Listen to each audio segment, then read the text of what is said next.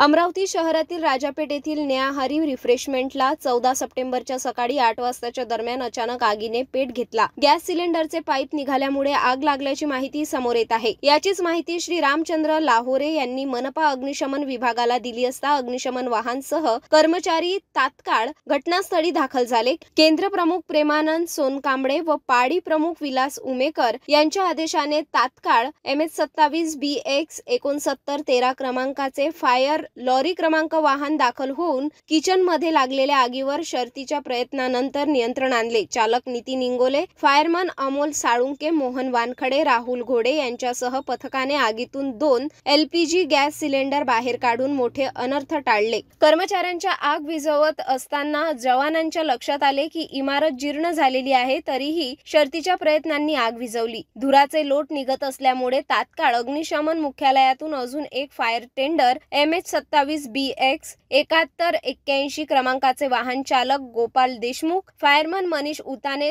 Taher मदतीसाठी पाचारण करण्यात आले। या घटनेत न्याहारी रिफ्रेशमेंट मालकाच्या सांगण्यावरूनचे अंदाजे 5000 रुपयांचे नुकसान झाले। यावेळी राजापेठ पोलिसांनी सुद्धा मदतीला धाव घेतली। या घटनेत सुदैवाने कोणतीही जीवितहानी झाली नाही। या घटनेत अग्निशमन विभागाचे नितीन इंगोले, गोपाल देशमुख, फायरमॅन अमोल साळुंके, मनीष उताने, राहुल घोडे, मोहन वानखडे, ताहिर यांचा विशेष सहभाग होता। या आठवड्यातील ही तिसरी घटना असून LPG गॅस सिलेंडरच्या पाईप निघाल्यामुळे आग लागलेली आहे। याआधी गणेश कॉलनी, रविनगर येथे, त्यानंतर भीमटेकडी येथे व आत राजापेठ येथे LPG गॅस सिलेंडरचा पाईप निघाल्यामुळे आगीची घटना घडली।